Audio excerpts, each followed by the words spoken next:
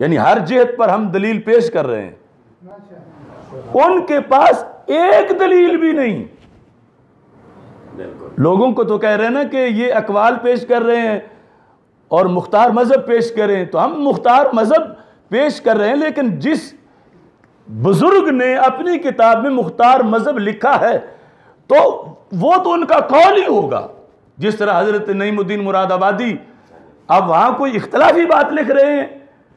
قرآن سے وہ ایک طے شدہ بات لکھ رہے ہیں، تو اب عوام دیکھیں کہ ان کے پاس کوئی ایک دلیل ہمارے ان ائمہ کے پائے کے لوگوں میں سے کسی ایک کی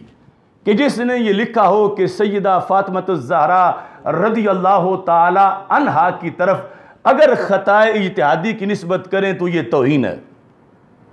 14 صدیوں میں صرف ایک امام، صرف ایک مجتہد، تو جس موقف کی کوئی دلیل ہی نہیں، آج وہ ہم پہ مسلط کیا جا رہا ہے صرف اس بیس پہ کہ ادھر اتنے آستانے ہیں۔ آج حق کا معیار کیا بڑی دستار ہے؟ حق کا معیار شخصیات نہیں، قرآن و سنت کی تعلیمات ہیں۔ تو مسئلہ نکھر کے سامنے آ گیا ہے، فتویٰ لگاؤ، شوق سے لگاؤ۔ ہم نے تو پہلے دن پیشکش کر دی تھی کہ اگر اس میں توہین ہوئی معاذ اللہ کوئی ثابت کرے تو صرف FIR ہی نہ کاٹو بلکہ مجھے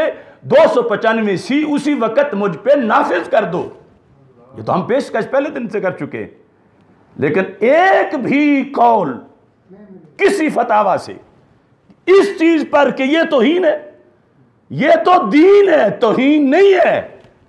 اور اس پر یہ سارے ہمارے امام موجود ہیں۔ اور اگر میرے بغض میں اسے توہین کہنا ہے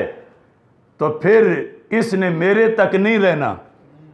اس نے سارے بزرگوں کی طرف جانا ہے۔ تو میرا تو کوئی مسئلہ نہیں، لیکن جب لوگ پوچھیں گے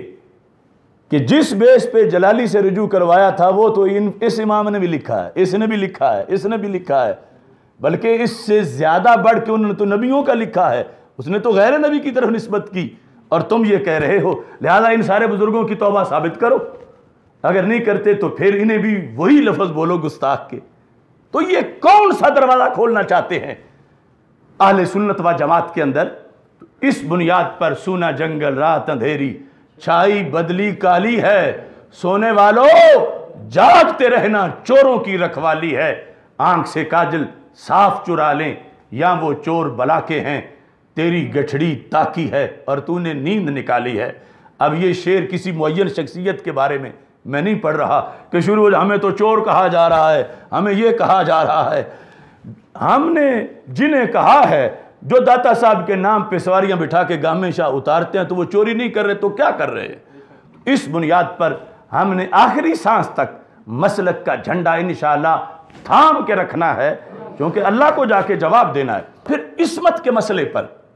جو یو ٹرن لیا گیا ہے وہ تو اتنی بڑی دھاندلی ہے، اور بالخصوص طاہر القادری نے یہ جو تقریریں کی ہیں 3 دن، ان کے اندر اس نے جو رفض سنیت بنا کے اور حب زہرا رضی اللہ تعالی عنہا بنا کے پیش کیا ہے، اس کا بھی